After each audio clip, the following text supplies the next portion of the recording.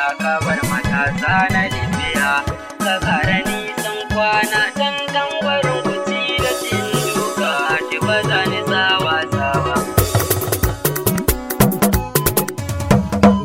Allah ka bar matasa na Libya, ka ƙara nisan kwana dan tambarin kuci da cin duka, shi ba za ni sawa-sawa.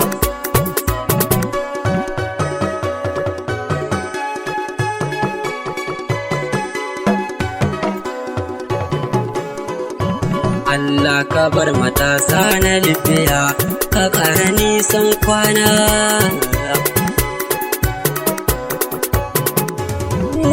Ni dai da fari kai ne zan sanya, dan kai kake mun komai, kai ne ka sa mutane na duniyar nan suke gani na jarmai.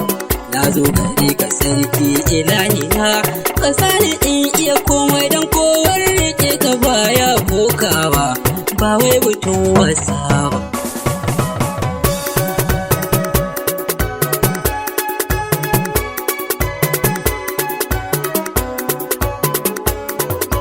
Ɗan farshi tigiriti na zakara, to alfijir ya filo, kuwa gane ku gayu na Libya, wallahi zai sha kallo. Ga wanda ba a makaryar wanka, idan kana so kallo dan mun ɗauki bara mun rike da haula, baki ba zai komai ba. Allah ka bar matasa na Libya, ka ƙara nisan kwana dan tambarin kuci da cin doka, shi ba za ni sawa-sawa.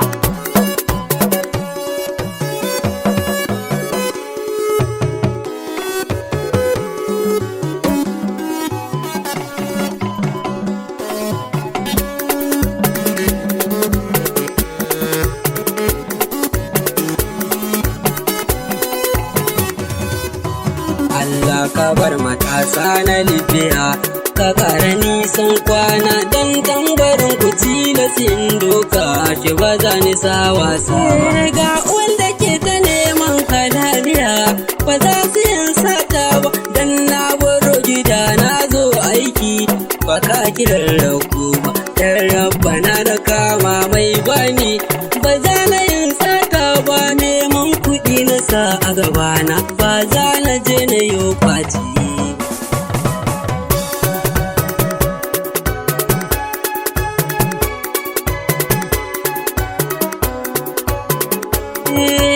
Gayu na Libya ga saƙona, ba zai in ɓoye ba, duk wanda ya faɗa baya yin ku, bince ku mai raddi ba, dan na san kuna da tarbiyya a gida, ba za ku yin zagi ba, dan rabbana yana kallon ku, sarki ba zai zalunci. Allah ka bar matasa na Libya, ka ƙara nisan kwana dan tambarin kuci da cin doka, shi ba za ni sawa-sawa.